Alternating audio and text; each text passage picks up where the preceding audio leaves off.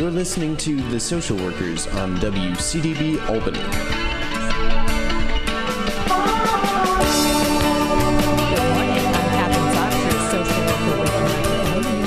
The Social Workers Radio Talk Show here at the University of Albany, WCDB FM. Kathryn Zox with Noah Bondi on the board, and this morning we have one guest coming up in the next half hour. So the guest was supposed to be on, actually, Noah, last week or 2 weeks ago when maybe it's been 3 weeks since Sandy. Was it 3 weeks? Yeah. And but she was at home or in her studio, and nothing worked because she's calling in from New Jersey. So hopefully we'll get to speak to her this morning. Her book, Leslie Brody, is the author of The Last Kiss. Leslie writes for The Record, which is a newspaper in New Jersey. I used to live in New Jersey. I think I used to read The Record, actually. Really? Yeah. And she's an award-winning journalist. She wrote the book as a result of a series, an award-winning series, a national award-winning series, Living with Cancer, which was published in The Record in 2007 and 2008. Leslie Brody married, this was a second marriage for her, the love of her life, and she had children, he had children, a blended family. And 8.5 years after they were married, he was diagnosed with pancreatic cancer. So this is her story. This is their story. This is the family story. So she'll be coming on in a little while. But so what's up with you, Noah? Not too much. Coming into finals week. Have you studied? Yeah, I've been doing all right this semester. I did pretty well on my last exam, which was a sociology class. I did pretty well. What's pretty well? I got a 93. I would say that's great. Yeah. Anything above 90, I always thought is good. Whether it's a 90 or 95. I'm pretty happy with anything that's a B or above. Is pretty good for me. And if you want to go to graduate school, I guess it depends on what graduate schools. But do you have to have A average or B average, or I guess it depends on the school? Yeah, I think it really does depend on the school, and I think it also depends on your major GPA a lot, because I feel like if your major GPA is good and everything else is kind of bad, they might still accept you just because that's your specialty and that's what you're looking to go into. Yeah, of course. What if you're competing with somebody who has the same major, great grades? I would say to my own kids, and then they also have the other grades are just as good. So it's I guess it's pretty stiff competition out there. Yeah, definitely. Yeah, I think school has become a huge competition. I think everybody is just becoming so good at every subject that it's kind of ridiculous. It's really difficult to be a B student and still get to the same places as anybody. Is that because there are more kids, there's more people competing for the same jobs or the same positions, or do you think the internet has something to do with it? Why people are so good at what they do, because they have all this access to information? I mean, if you use it. I think it's a combination of both, and I also, not to say that everybody's really great. There's also some people who have no idea what they're doing and fail, and there's people like that too. But I think there's definitely more people, and I think they've raised standards quite a bit in the last 10 at years. SUNY Albany or at University at Albany, or you think just across the board? Everywhere, I think, because when I was growing up, my third grade teacher was a guy who never gave homework, and my year was the first year that parents forced him to give homework, because he was a really hands-on learner type of guy, and he didn't believe in homework, is what he said. And then our class was basically the first time he had to give homework, because the parents forced him to do it, because they were like, "Are you kidding me? My son needs to go to college. You're not good." So I think the parents were wrong. I mean, that was a big issue with me. Now, when I grew up, we didn't have homework in elementary school, so you did a lot of outside playing, creative stuff, interacting with friends, all those kinds of things, which my kids never had time to do, because I always felt like we were on this schedule for homework, and you had to do well, and then you had to go to your activities, and it was a whirlwind kind of a thing. This is like 10 years ago, and it's like, I'm not so sure that that's so great, and I don't know that that prepares you for anything in particular, except how to you have plenty of time to do that stuff. I think you need to have some downtime. I don't think it's great. I was never the type of kid who enjoyed doing homework. I think by the time I was in high school, I pretty much figured I had to do it, so I did it. But in middle school, I really had a tough time just adjusting to that type of, because I think it was really in my generation where everything kind of was raised. The bar was raised. Yeah, is that what you're saying? So it started out, elementary school was still in kind of the last of the not so high standards, and then as I started moving up in school, it was raised and raised and raised. And I think college is pretty fair, I'd say. I don't think that they ask that much of you, but I think high school is kind of the most ridiculous. Well, because you're under more of a schedule. You're living in your parents' house. There are a lot of restrictions, I think, and things have to be done exactly at the right time. I know one of my kids. I mean, he's up all night. That's just the way he is. That's the way he does things. He gets things done. He used to get straight A's, but it was so painful to have to get up at 7 o'clock in the morning and be on a schedule that you don't want to be on. Whereas in college, you can do what you want. I mean, I'm a night person. I was always up all night. Fine. Start my classes at 11 in the morning, and that was it. That's what I do. You find your own kind of level of what makes you feel comfortable. Right. Yeah. No. That's how it should be. I don't know. High school is difficult because I sang in our choir. You sang. You should sing for us on the air. Oh God, no. What are you? Do you have a good voice? It's not great, but I can hit. I can. You can do it. I can manage. But our choir met before school started, and that's when the class was. So the class was at 7:30 a.m. to 8 a.m. It was a half-an-hour class, and it was every day. And so I had to get up earlier than the average student, and I can't wake up in the morning. I don't know what goes on with me, but... Can or can't? I can't. No, because sometimes you come into the studio, and I know you just woke up 2 minutes ago. Yeah. Like today... Although I was that way last week. Today I was up. Today I was fine, but yeah, a couple times I've just gotten up, Were they fixing the studio here today, or what was that all about? Oh, the guys who came in before? Yeah. No, they wanted me to burn a CD for them. And I can usually do it, but something was going on with the computer. I don't know. When I was walking up here, there were two, I guess, policemen, or one policeman and one security guard. There was a big Santa Claus. They asked me if I wanted I wanted to talk to Santa and ask him for I don't know what, for something. I said I'll pass. He looked like Santa had been sitting there. Did you see him? Oh, yesterday I saw him. Oh, well, he was here. He's here today too. What's he doing? I don't know. I really hope. I don't want to sit on his lap. Yeah, I hope it's not that. It's kind of scary to think about that. Yeah, I don't. Yeah, that's a weird thing. Yeah. So, when you go down again after the show, I want to see if he's still down there. Yeah. What he's doing. Santas are always a little bit iffy.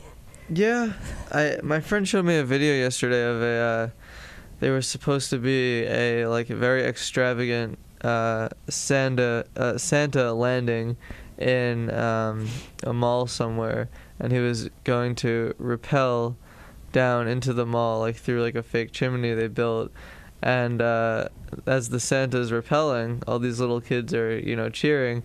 His beard gets caught in the line and gets ripped off, and he gets stuck up there because the beard is caught, and they have to go. That's my kind of Santa. They have to go up there and take this guy out and bring him down, and it's kind of awkward because all the kids are, what's going on, and I thought it was hilarious. That's very funny. I like that.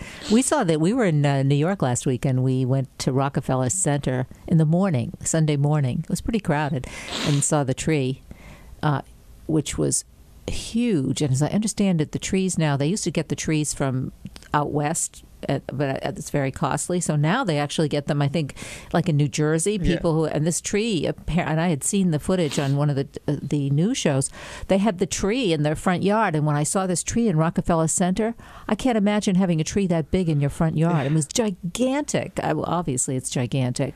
But I've only seen it once in my life. Well, with the lights now, because they have to have the LED lights, it's not as brilliant looking. It's a different. It's a little bit more muted. I don't think it's quite as awesome as it was when it had the bad lights, the lights that aren't good for us, not green.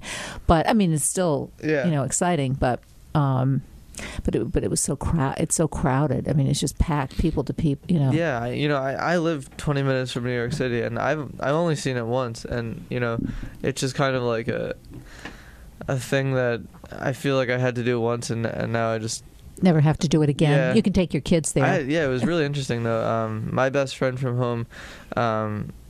Do you know who Lenny Kravitz is? Yes. Okay. Lenny Kravitz. I've seen Lenny Kravitz.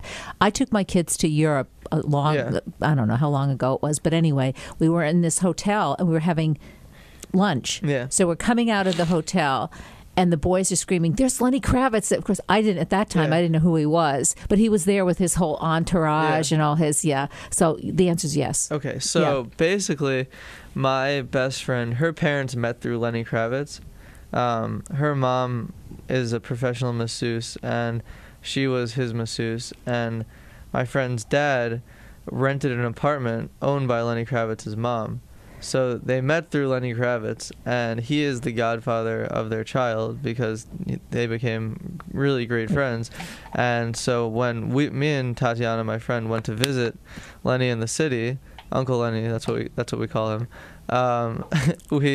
Very impressive, I know, name dropping, Uncle Lenny. He was getting a massage from her mom, and he said, "Why don't you guys take the limo out and go see the tree?" So we took Lenny Kravitz's limo to the tree, chilled there for a while, and took the limo back. That is very cool. Right? Mm-hmm. It's like the best story ever. That's a great story. Uncle Lenny? Uncle Lenny. Yeah. So what is Lenny Kravitz doing these days? I mean, I read about him. I think he's gone into production. Basically, he's been helping to produce a lot of records, and not just rock. I know he helped produce some rap stuff too.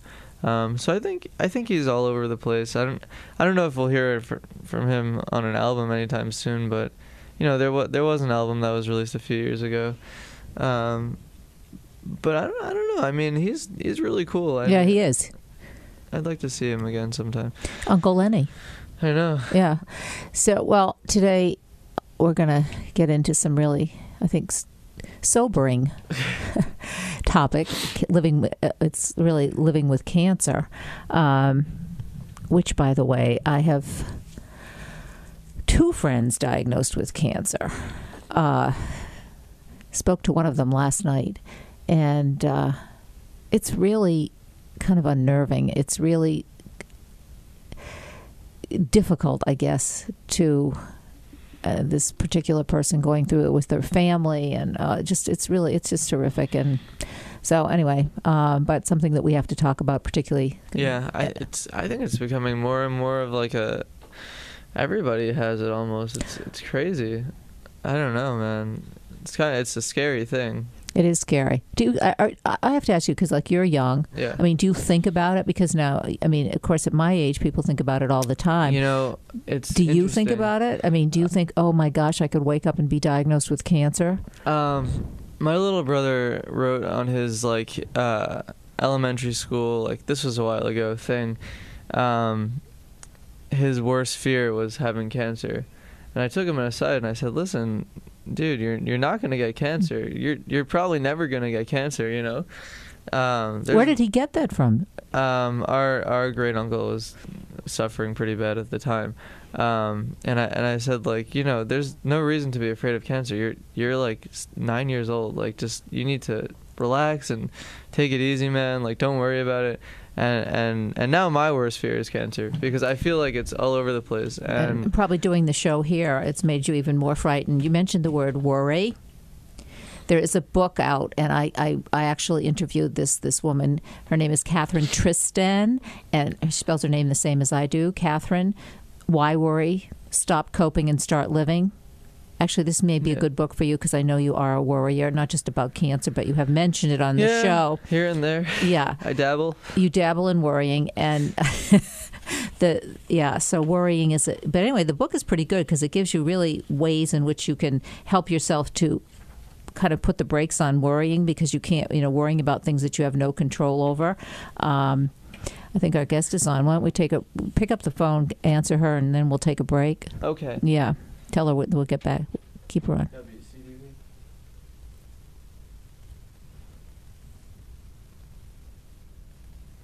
Yep. For over 10 years, but I never imagined I'd be taking it to this level. I'm a flight nurse in the Air Force Reserve. Whether we're transporting injured soldiers or evacuating a civilian in need of critical care, we have to be ready. It's a part-time job, but a full-time experience. And one of many exciting careers in the Air Force Reserve. Call 800-257-1212 or visit us online at afreserve.com. Air Force Reserve, above and beyond. We're back. I'm Kathryn Zox, your social worker with the microphone, and you're listening to the Social Workers Radio Talk Show on WCDB FM, University at Albany. And joining me this morning is our guest, Leslie Brody. She's the author of The Last Kiss.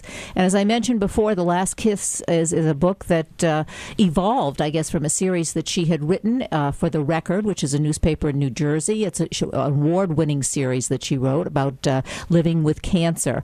Leslie was married to her second husband for 8 years or 8.5 years, and he was diagnosed with pancreatic cancer at the age of, or she was 39 years old. I guess he was in his 50s. Or she married him when she was 39. But this is about Leslie, her life, living with cancer with her husband, her family. Welcome to the show. Nice to have you on this morning, Leslie.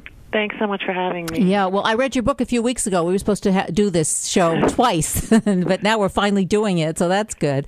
Great. Yeah, and what a book! The book is a page turner, or I was reading it on my iPad, so I don't know if it was a page turner, but it was because it's honest, it's intimate. I mean, it really kind of tells it like it is, and so I think it's really helpful to anyone who. And unfortunately, most of us have had experience with cancer with family or friends. So I guess my first question is, you wrote the series, Life with Cancer, and then why did you decide to kind of like to write the book as well? Thanks for asking that. Well, I found that writing that series, I got the biggest response I'd ever gotten in 25 years as a journalist. So it did seem to touch a chord and resonate with people. So I thought it would be helpful. I also found that after my husband died, I was writing something for his memorial service, and I found it very peaceful and comforting to sit there and think about him and write things down. And so I just decided to go with that. I'm not a big yoga person, but I know there's an expression in yoga where you say acknowledge a thought and let it go. And I found the same thing happen, that these ideas were swirling around in my head, kind of harassing me, some of the memories that were difficult, and I found if I put them on paper, I could just let them go. And so it kept you connected to him. You still needed to be connected and to work through. It sounds like that's right. What you're saying. Yeah, exactly. But I would also say that if I were sitting around thinking about him without writing, it would feel like wallowing. By writing and thinking maybe I was producing something that could help somebody, it felt productive. So it felt creative instead of self-pitying. And I just hope that would work. Yeah, and I think it did work. Or at least it worked for me. As a reader. Great. It seems so unfair. I mean, it just, and here you are. You were married before. You both had kids, and then here you meet the love of your life, and then this just kind of happens out of the blue. I mean, it sounded like, yeah. These things are so unpredictable. I mean, there's the cliche about appreciating the moment, but it's one of those cliches that's really true. You really need to enjoy what you have while you have it, because life is fragile and you just never know what's going to happen next. What was your first reaction? I mean, I think, as I remember, you were riding in the car and he had a pain in his... Right. We were in Italy celebrating our 6th wedding anniversary, and we had just had this fabulous meal at a vineyard, and we just assumed that it. We had too much. You ate too much, yeah. Right. But it didn't go away, and so we got back home, and he had some tests, and it turned out it was cancer, and I was surprised. I didn't even know what a pancreas was, and I also had the misimpression that for certain kinds of cancer, the medical treatments had progressed farther, and with pancreatic cancer, they really haven't progressed at all. It's the top 4 cancer killer. It doesn't get as much ink as lung cancer or breast cancer, but the same number of people die of it roughly every year as breast cancer, about 40,000, and 94% of patients who are diagnosed die within 5 years of diagnosis, most within that first year. It's an incredibly aggressive cancer. So when he was diagnosed, how, because, in terms of what was your reaction? Oh, and first your reaction and then his reaction. I mean, as you say, you didn't even know where the pancreas was. Right. Yeah. So. Well, I think I was numb. I mean, I was so, we were both so upset, but the first thing that swirls around is, how are we going to tell the kids, or what do we tell them, and what about his mother, who had been through this before with her. She lost her husband to kidney cancer. So I think we just I didn't absorb it for months, and early on we were just trying to figure out where to go for treatment, and how can we get the best doctor, but really what to tell the kids, and I have to say, along the way, social workers were very helpful. I was just thinking before our talk, about 5 different social workers in very different kinds of positions helped me along the way. 4 of them were wonderful. One of them actually was no help at all.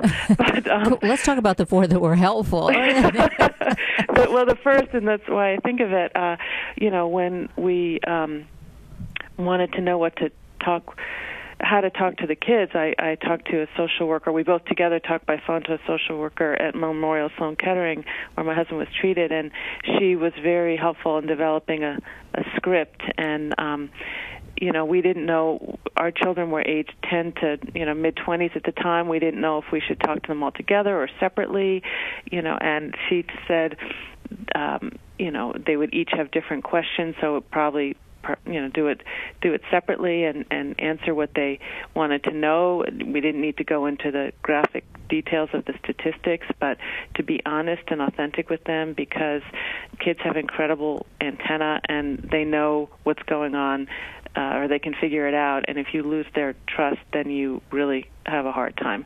So she was very helpful. Yeah, we had a wide range of kids, and also I would imagine, not just in terms of age, but I mean, you have somebody in their 20s, right, but personalities too. Different kids respond to that kind of news differently just because they're unique themselves. And absolutely. Absolutely. But we tried to listen to their cues, and I remember, when I had gotten divorced, another social worker had said that kids take their emotional cues from their parents, and if you act panicked, they'll be panicked, and if you ask calm, they won't feel so threatened. So that was good advice as well.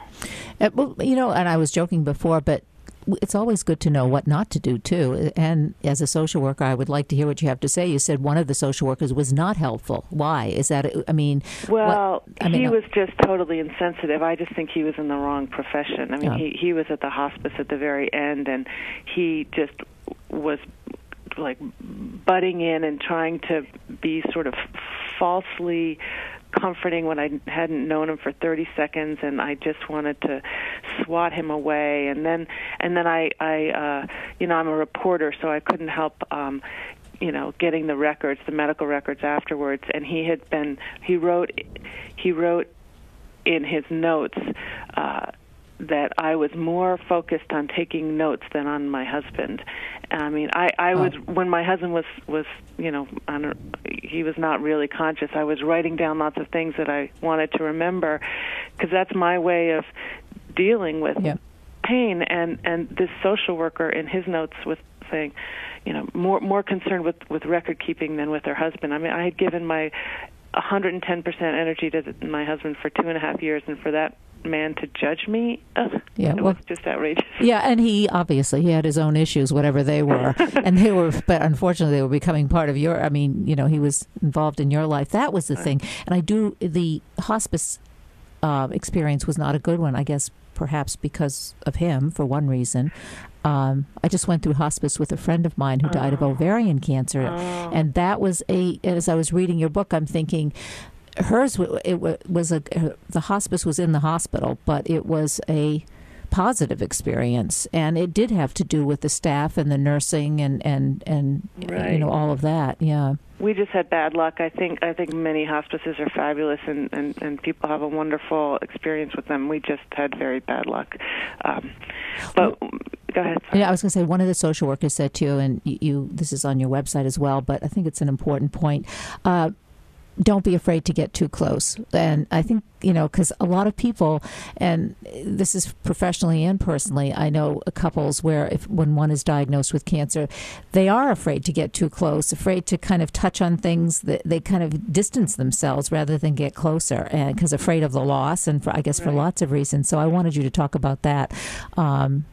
Your response. Yeah, that was that. The first social worker I talked to about all this. I mean, it was about a week after Elliot's diagnosis, and I basically just knocked on her door in the hospital and said, "You have to talk to me." And she was kind enough to just squeeze me in. And in all of about 6 minutes, she gave me that advice, which became the theme of the book. Don't be afraid to get closer, because there could be a temptation to back away in self-protection. But she said, the people who often have most difficulty after a loss are the ones with conflicts or regrets, but the people who survive best are often those with the strongest bonds. So, don't be afraid to just, be in there with him. And so that's what we did.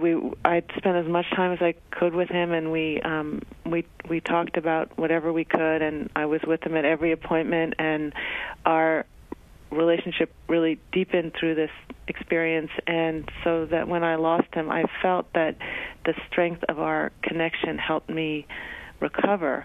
And it was just it was a much richer way to spend the last 2.5 years of Elliot's life. And I didn't want to look back one day and kick myself for not having made the most of that time, or for have wasted that time in anticipatory mourning. So we just tried to make the most of it and be with our kids and have fun and have friends over. But also, you can't have fun every minute. Sometimes, you can't help feeling some grief ahead of time. Yeah. And besides grief, do you ever, I think, what is a natural feeling? How about resentment? How about anger? How about some of that stuff that people also feel? Maybe angry at your spouse because they are sick or dependent, or I think the person who's I'm not crazy about the word caregiver, but the person, the other half is, or the partner, a partner is kind of like forced into a situation. I think you talked a lot about how, you had you had to take care of Elliot. You had to do things that almost is like nursing care, it seemed to me. Right. And I'm very squeamish, pulling needles out of his chest for that, disconnecting his IV chemo was very difficult for me. But, I got resentful mostly when I got too tired, and that's one thing I feel like people in this position really have to get sleep and get exercise and see their friends, and because I only got really cranky when I got too exhausted. I was really lucky that Elliot was very appreciative and also very funny, so that kept things on a lighter note. I met people at various Gilda's Club, other support groups for people with cancer whose spouses were not as appreciative, and they got stratospherically resentful, which is totally understandable. I got angry sometimes at the situation, or what was difficult for me was when I was put in the position often of having to choose between my kids' needs and Elliot's needs. My son was, 10 or 11 at the time and needed to go to baseball practice, and Elliot needed to go to the city for his doctor. It was hard to squeeze everybody in and to constantly play sort of triage between these consuming medical needs versus the needs of children who would only be little kids once, and I felt they needed a distraction from all this medical drama.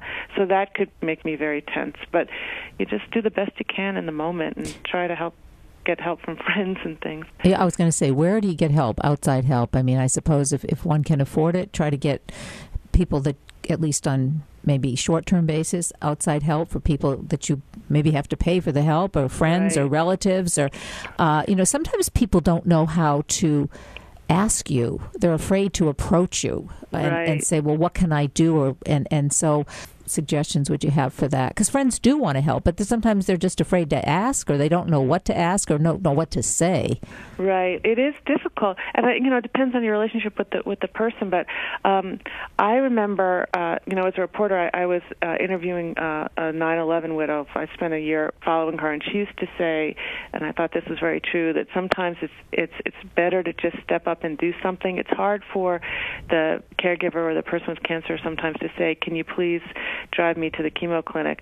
But if a friend thinks ahead and says, and just offers it, it's easier to accept than to have to ask. So I try now with friends in this situation to say, can I walk your dog for you when you're tired? Can I drop off some groceries?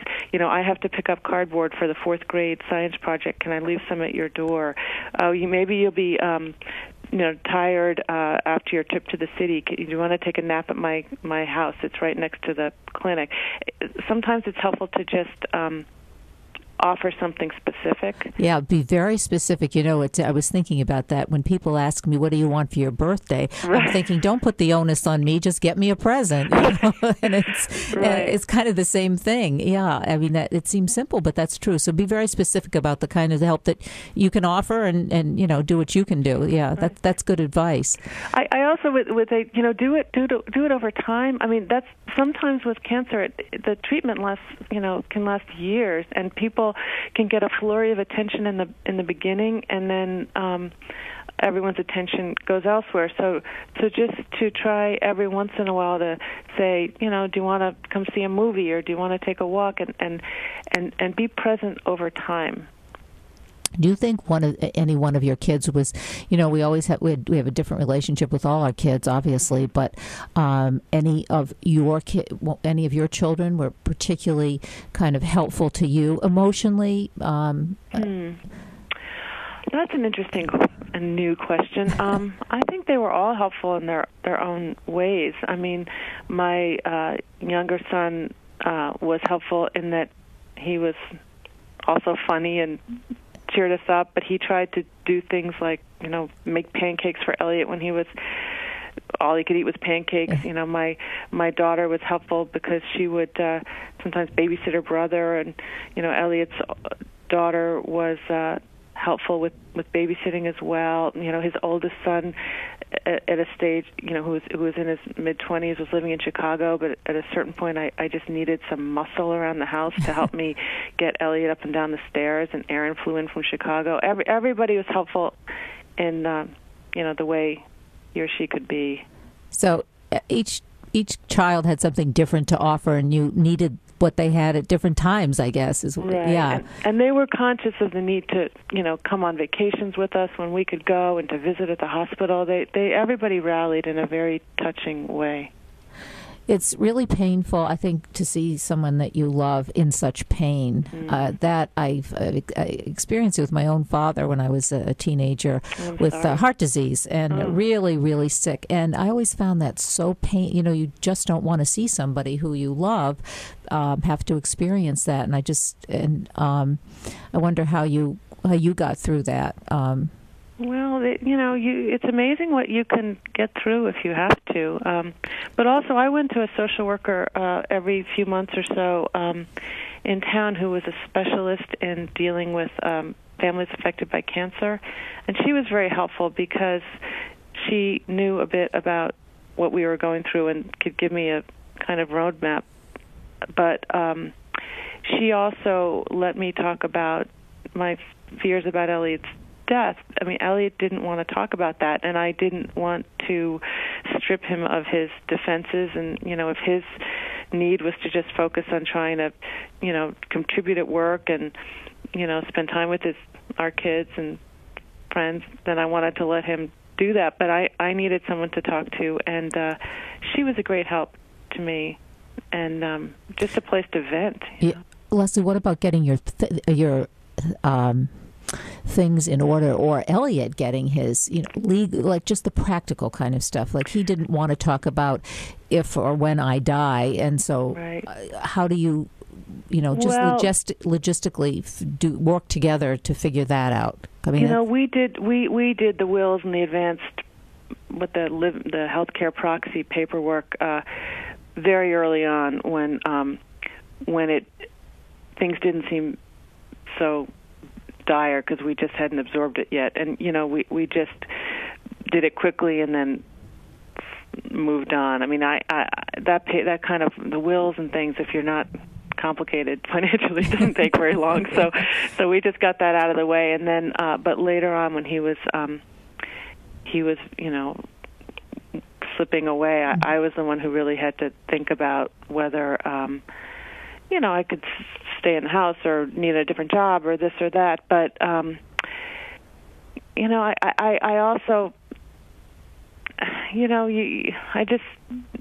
you can't make a lot of these decisions when you don't really know exactly what the situation's going to be or how you're going to feel. So I thought about it, but I didn't take any big steps until after he was gone, and I could sort of get myself regrouped.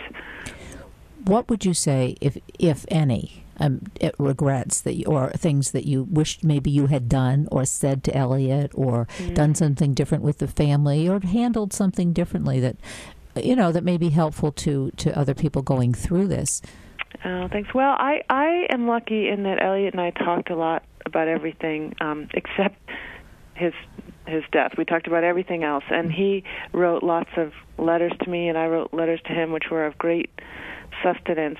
So I would, really heartily endorse writing love letters as much as you can. It's a great thing to do and to have later. But in terms of regrets, I think my main regret was sometimes getting too tired and not picking a better hospice. But that was a very quick decision that at the end, when I didn't have a lot of time or energy or latitude for research, maybe I could have planned for that better. All right, so the hospice thing, because you were emotionally, physically drained, and it was, as you say, it was a short period of time compared to all the time that you had together, but maybe plan that in the beginning if you can, or have some idea of what you... Well, it's tricky because at one point when I thought about researching it, I thought, if Elliot somehow figures out that I'm researching hospices, he's going to be decimated. So it's a difficult thing, and I just trusted the recommendation of the hospital, and they just gave us a bum referral.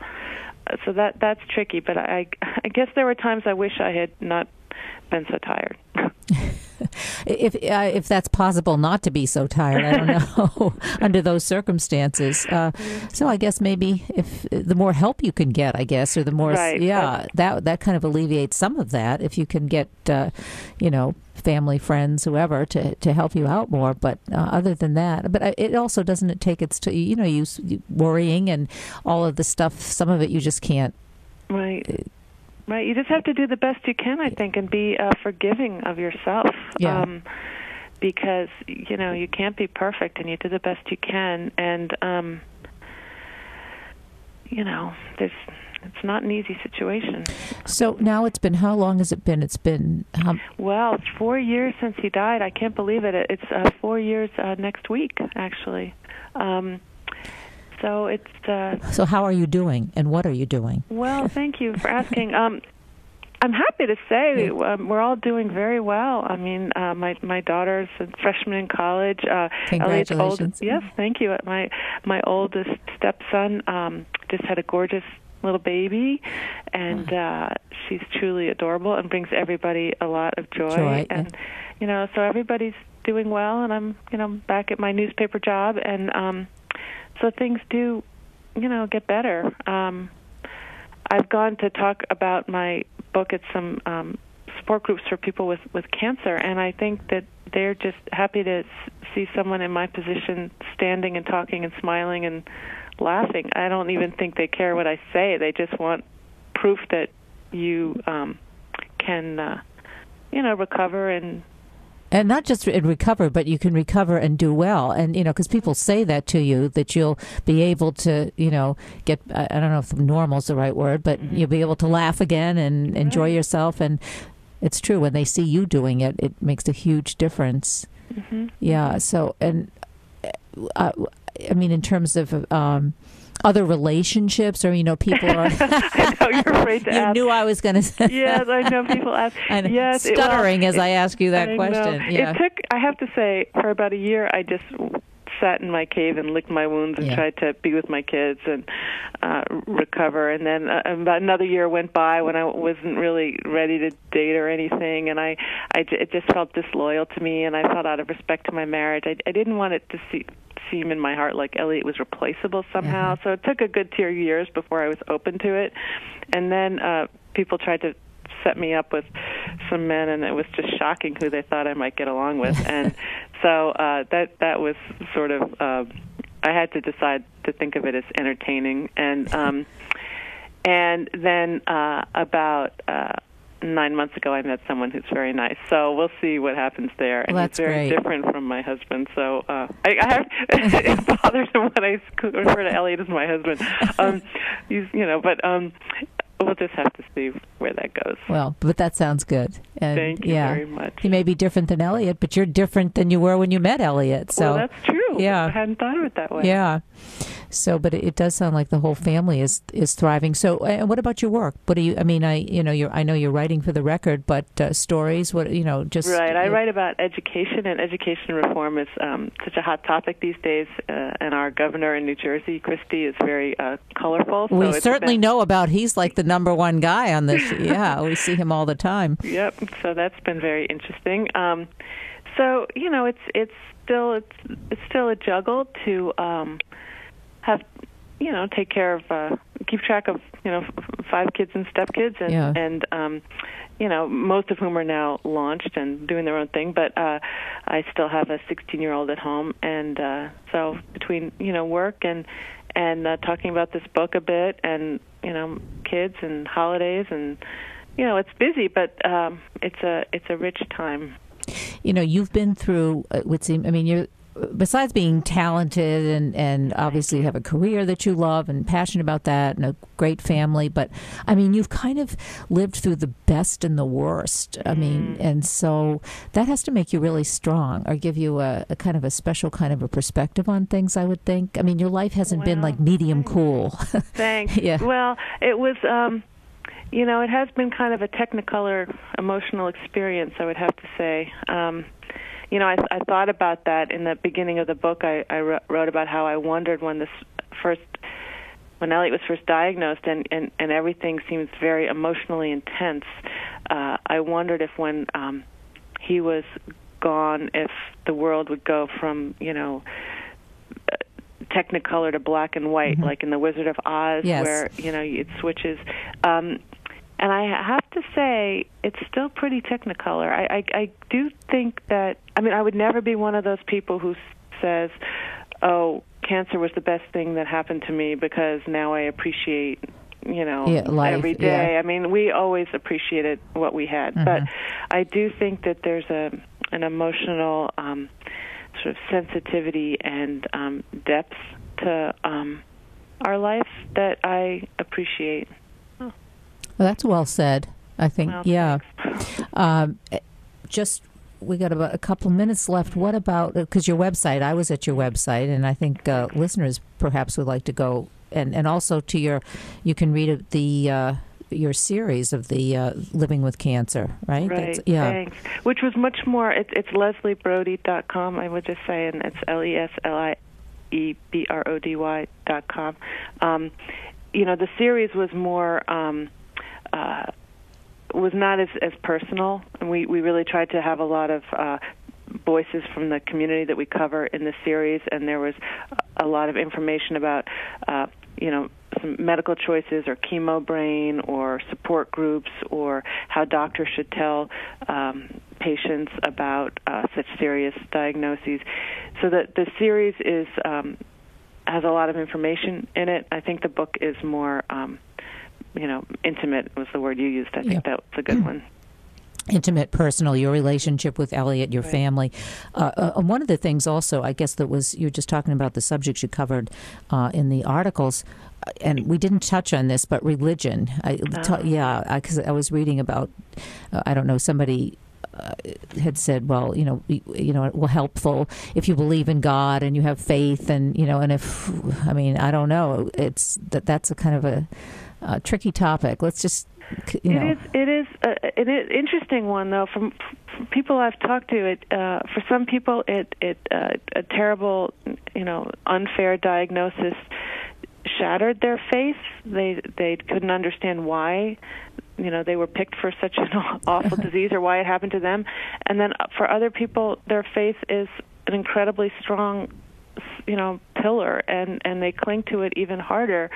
For me, I've never been religious, so I thought about it, but because there's that expression, there are no atheists in the foxhole, and I felt like an atheist in the foxhole, and so that was sort of a philosophical exploration, but my views didn't really change. Though what I did appreciate was that some people who were religious, they would say, "Well, we're praying for you," and I appreciated that, because even though I didn't really believe in the prayers, I knew that was their way of expressing their deepest kind of sympathy and effort to comfort. So that was always a nice thing to hear. And one woman, a reader I'd never met, sent me a prayer shawl she had knit when she read the series, and I wasn't going to use it to pray in, but it was very nice to have this warm, cozy expression of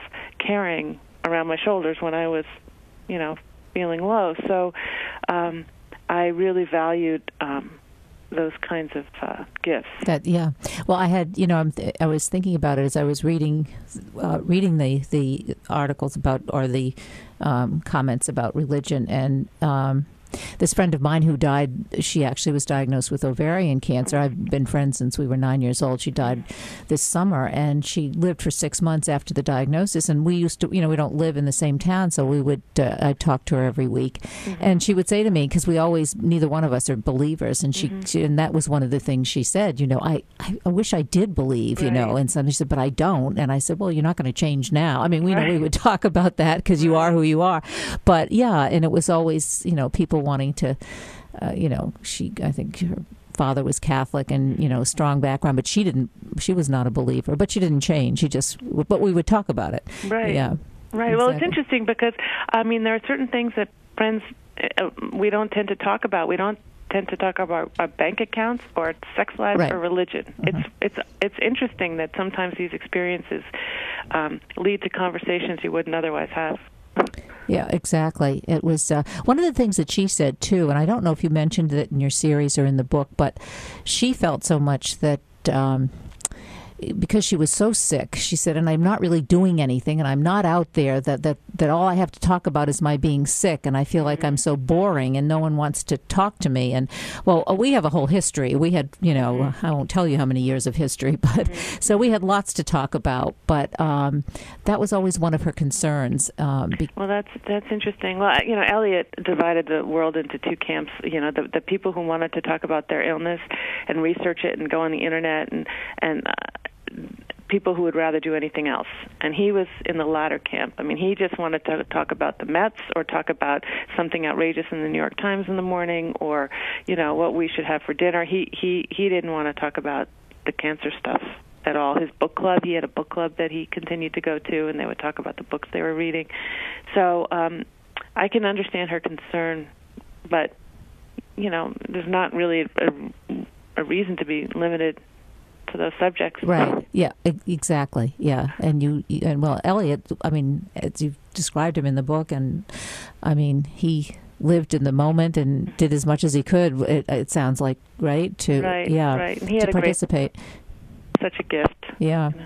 Well, it's been, thanks so much for being on the show and sharing all of this, because it really is helpful, as you obviously know, to other people to hear your story. So, but Leslie, it's lesliebrody.com. So it's LESLIEBRODY.com. So right. Thank you very, very much for having me. Thank you. Take care. Yeah, Thanks. you too. Thank Great. you.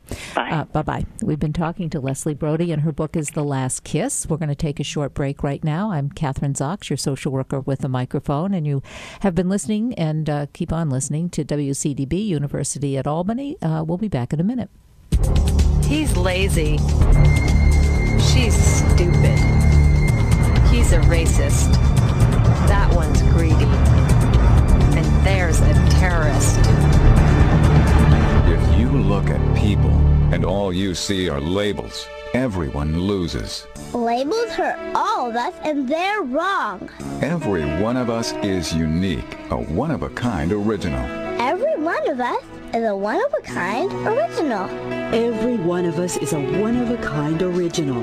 Our diversity is our strength. Instead of stereotyping, we can all learn from each other. Don't let prejudice shape your view.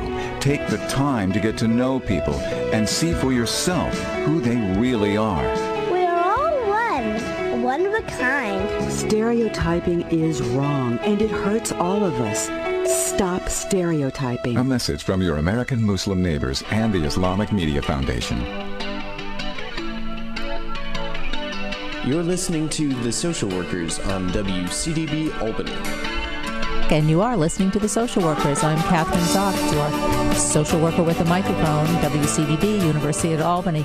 So that was quite a story, wasn't it? I was going to call you Leslie, Noah.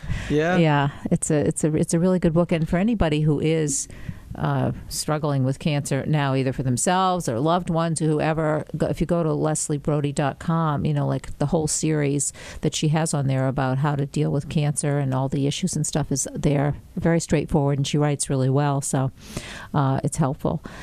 But you and I were talking about worrying, Noah. This is a quiz. Okay. What do you think the top 3 worries are that people worry about in the United States? Probably in other countries too, but here. Number 1 is public speaking. That's Noah's number 1. No, seriously, no. Probably death. All right. What's the second one? Is that number 1? No. I don't know. Disease.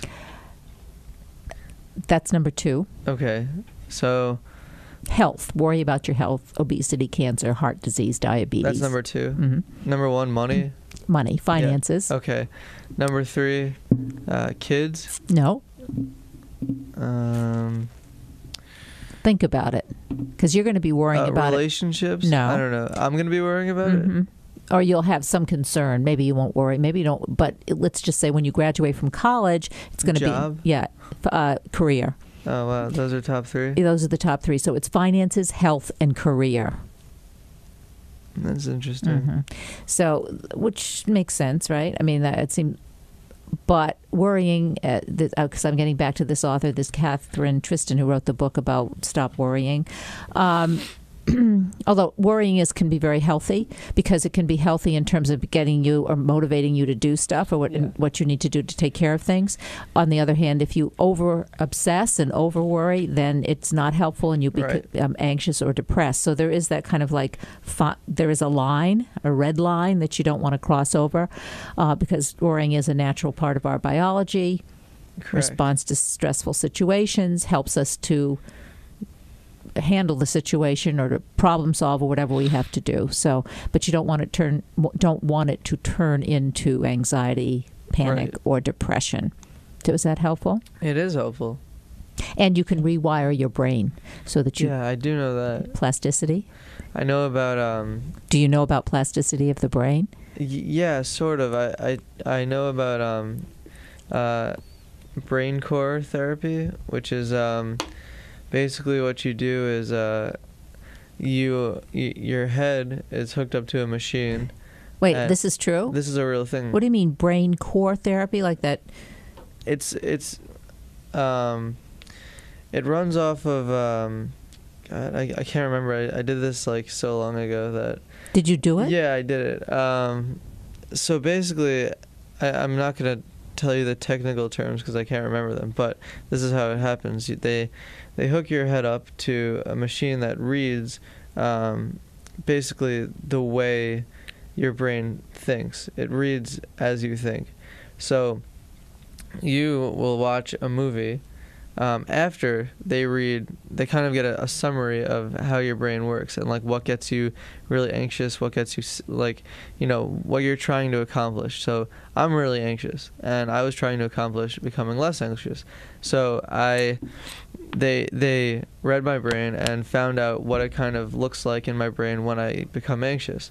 So I would sit in a chair, and they would, put a movie on or something like that. Usually if you put a movie on, the second your brain becomes anxious, the screen gets really dark and it's difficult to see. So you have to tell your brain to stop being anxious. You have to think a different way, and then the screen goes light again. So you do this until you can So really, you can adapt when it gets dark and you can't see and you have to struggle with the problem. You don't get as anxious?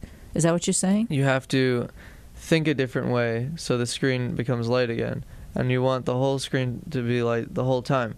So if by the end of this it's supposed to be basically that you can make yourself not anxious just by turning it off.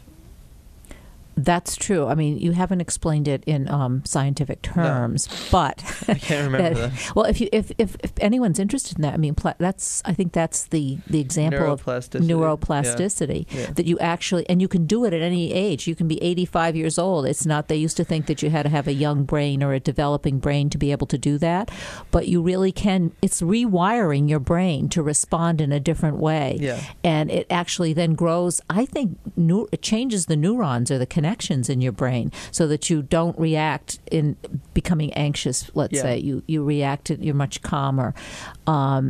This is kind of the wave of the future, this neuroplasticity thing, because it really can change your behavior and your emotions. And maybe it'll put social workers out of business. I don't know, or therapists, right? If people can do this. I doubt it. You're always going to need that kind of human component, people to help you, interaction, support, whatever.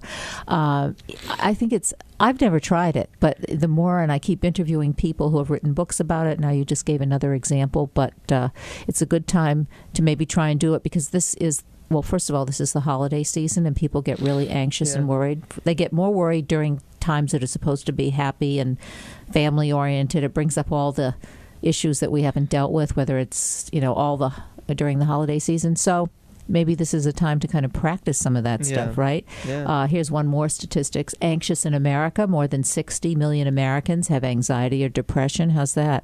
Oof. 60 million? What's that? A third of the What is our population? 6 million? 600 million? Sorry. 300 million? Yeah, I don't... I don't know. It's 100 million something. Yeah. Some 100 million. Yeah, it's more than that. Yeah, but if 60 million Americans have anxiety, depression, I think we have to do something about it. Rewire our brains, right? 6 million people in America. Mm-hmm. There are 8 million people in New York City, I think. 10 million people, aren't there? There's more Jews in New York than there are in Israel. Yeah, well, here we are sitting, two of us, right? Okay. I guess it's time for us to say goodbye. But we'll see you next week. Yeah, we're going to still be here. So it's Kathryn Zox and Noah Bondi, and you've been listening to the Social Workers Radio Talk Show on WCDB, the University at Albany. Have a great week, and we'll see you next Thursday.